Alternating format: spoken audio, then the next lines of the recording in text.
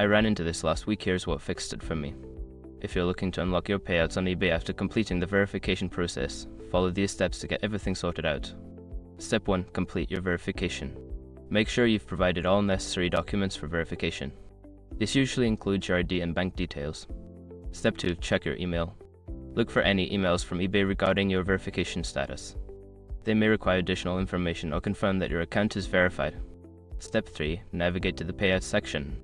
Go to your eBay account settings and find the Payouts section. This is where you can see your payout status and any pending actions. Step 4. Confirm your payout preferences. Ensure that your payout preferences are set correctly. You may need to select a payment method or confirm your bank account details. Note, if you see a pending status, it may take a few hours for eBay to process your changes. Step 5. Wait for confirmation. After completing the above steps, wait for eBay to send a confirmation that your payouts are unlocked.